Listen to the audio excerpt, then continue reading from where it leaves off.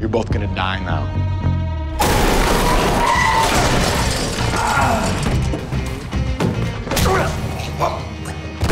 Better get some corticosteroids to treat that laryngeal fracture. Sorry, I couldn't bring myself to call him a dirtbag. And why would you? A dirtbag is a very useful part of the vacuum cleaner. Clearly, it's a compliment. You guys are so perfect for each other. So Marcus, what orchids can you name? Oh, that's easy. None. Well, here are the orchids that I can name. Baclardia, Villaglatis, Benthamia, Diphylax, Dipodium, Evotella. Raymond, you know how much I love hearing you talk about orchids. Great, then there's Erianx. I gotta hand it to you, Captain. That was some ceremony. It wasn't difficult. I simply said what I wish had been said when Kevin and I got married. Oh, well, then I never would have heard your hilarious efficient quip. You're right. I regret nothing. But all this does make me think I might enjoy a more festive expression of our commitment to one another. Are you suggesting we hold an honest-to-goodness wedding? Nothing too elaborate. We're not the Kardashian Wests, after all. They are a musician and a celebrity personality who recently wedded. Yes, I know. They were answers on Jeopardy. I think you mean questions. You guys are fun.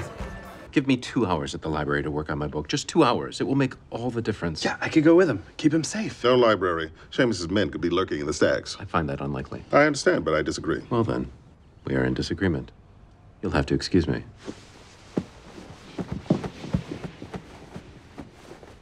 I'm sorry, you had to witness such a vicious fight. Oh, was that a fight? Are you kidding? He said, you'll have to excuse me instead of, please excuse me. Might as well have spit in my face. Thank you, Jake. You're welcome, Kevin. Call me Kev. Oh. What? Oh, he told you to say that, didn't he? Well, you are always playing pranks on me, Raymond. Just once, let me be the funny one. Ah, Kevin, let me just get my coat. Hello, Peralta. Gina. Oh, sweet lords of dance, thank you. We're back on a first-name basis. Kevin, I am unable and unwilling to discuss personal matters with you. I'm aware of that, yes. In any case, thank you for your help. I brought you both gifts. Original Raymond Holt's. I will treasure this painting of a rock for all times. Rock 59 and 367. Those are good rocks. 367 paintings of one rock? This guy parties! Amy Santiago, settle a little tiff that Kevin and I are having. Let's be honest, Raymond, it's not a tiff, it's a row. And now it's a scene. It's okay, sir. We don't want to get involved in your personal life. It's not personal, it's a math problem. Pass. Raymond and I had dinner together last night for the first time in 2 weeks, thanks to the night shift. And Kevin thought it would be fun to spoil our date with an inane math problem, to which his answer is wrong. Enough foreplay, let's get to the numbers. It's the Monty Hall problem. Imagine you're on a game show. There are 3 doors, behind one of which is a car. You're telling it wrong. There are 3 doors, behind one of which is a car. You pick a door. The host, who knows where the car is, opens a different door, showing you there's nothing behind it. Now the host asks if you'd like to choose the other unopened door. Should you do it? No. Yes. It's simple math. It doesn't make any sense to switch. The prize is behind one of 2 doors. It's a 50-50 chance either way. It's 2/3 if you switch, 1/3 if you don't. The probability locks in when you make the choice. We've been over this 8 times. 7 times. Now you can't even do simple addition. What do you have in the pastry box, sir? Brownies? No, you hold brownies from the side. He's holding it from the bottom. True. Maybe it's a cheesecake. There's no condensation on the box. It's room temperature. Look at the fingers spread, tensing in the shoulders. He's supporting something dense. It's a pie. It is a pie. Damn, that was impressive. But this is not just any pie. It's an English walnut pie from the Cottage Inn in Saratoga Springs. Raymond and I drive all the way upstate for it every year. It's the finest sweet treat on earth, even better than a plain scone. Wow, that good, huh? Hello, Raymond. Ready to go to dinner? Yes, but I have some unfortunate news about our pie. It was thrown away. No. Are you serious? Mm-hmm. And I know who did it. Who? You all bragged about your Thanksgiving plans. Why? You were overcompensating, trying to cover up your dark secrets. But there was one other person who was also overcompensating. You, Kevin. Even better than a plain scone. Plain scone, plain scone. I should have known you were lying. There's nothing better than a plain scone. This is ridiculous. Is it? Of how the pie was disposed of. Placed gently with 2 hands inside the bin. That's exactly how you always throw away garbage. It is? There's only one thing I still can't figure out. Why'd you do it? Because it's disgusting. Oh, my. That pie is an abomination. It has beef suet and apple seeds in it. Why? It's a walnut pie. If we brought that to my family's house, they would have said something. I was trying to protect you. Why didn't you just tell me the truth? Because I love our annual trips to Saratoga Springs. The two of us driving in silence, looking at the barren trees, it's perfect. I didn't want to lose that. I'm sorry. I don't know why we can't still make the drive next year. We just don't have to buy the pie. A trip with no purpose? Raymond.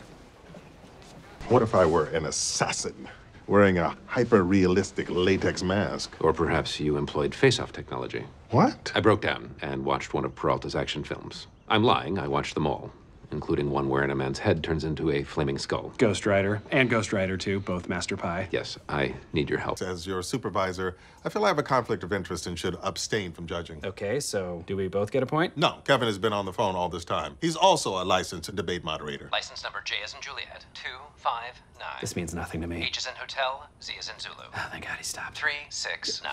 Point to Amy. I don't want to have a structured debate. It's an idiotic way to decide something. What? How dare Is he you? insane? Oh no, that's Raymond. That's how he opens a door. Kevin, are you still in here? Yes, Raymond, I'm in the stall. Some tickets were just released for Mahler's 4th Symphony this weekend. Great, that sounds great. Let's do it. Fantastic. Now, which section do you prefer? The first tier, the second tier, the third tier? The first tier. Now, which section of the first tier?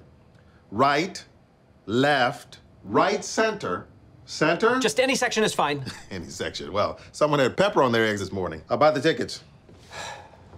Any section. Hello, sir. How'd you find us out? Mahler's 4th Symphony. He'd never sit in just any section. I might. I'm flexible. Oh, really? You'd sit center left in Timpani Alley? I'll purchase those tickets right away.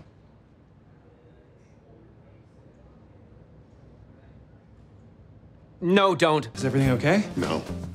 We just had a knockdown, drag-out fight. My calendar had the lake houses free. Strange. Mine had it as unoccupied. Well, it seems we're at an impasse. I would call it more of a deadlock. He gets in such good zingers. Raymond, what are you doing here? Kevin, I didn't know you were home. I came by to get a book. The History of the Crusades, Volume 3, 1123 to 1137. Why did you need it? I had an urgent question. About what? The Atabeg of Mosul. Jakirmish? Zangi. But you already know everything about Zangi. True. It was Diaz's question. And I was embarrassed for her. And what was your question, Diaz? I wanted to know who Zangi is. Yes, that is embarrassing. I can see why you tried to cover for her. Kevin Costner preparing to descend the master staircase. Oh, I see you changed into your mock turtleneck. And you into your exercise shorts. You've been asleep at the wheel, Alistair. You're an embarrassment. Really? Well, at least I've never confused St. Augustine with Boethius. Oh, who gives a rat's ass about Boethius, Wesley? What are you doing, Kevin? I'm creating a kerfuffle. Oh, damn. Sure, my husband is a hot piece of ass, but he is so much more than just that. Raymond Holt is as smart as anyone in this department, but he chooses to use his intelligence to make our city a better place. One day, I hope to live up to the standard you set.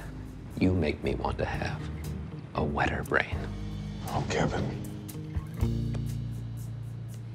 Y'all are hella specific. Why did I send Kevin an obscene picture? Relax, it's not a big deal. You were just flirting. No. If I were flirting, I would have sent him a scatter plot of educational attainment versus caloric intake in Jacobin, France. Maybe you should let him know you've been missing him. Huh. Well, might be worth a shot. What did you just do? I texted him a picture of my penis like you suggested. No! Ugh! I meant for you to call him and tell him you've been thinking about him. Why didn't you say that? I thought it was understood. Hold on. He's writing back. Oh, what did he say? It's a link to a graph.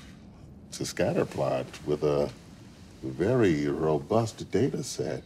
Well, that escalated quickly. When we first got married, I thought of it primarily as a legal contract, which is why I memorized the entire federal tax code 301.7701-18, definitions pertaining to marriage. And yet he can't remember Mac's name. But I finally learned what marriage really is. It's not something you can memorize or an equation you can solve for. It's the feeling you get when you look in your partner's eyes. And that feeling is all that matters.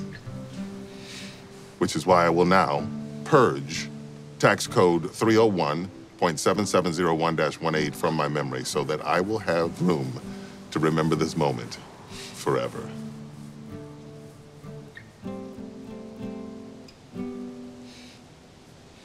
It's done. Over.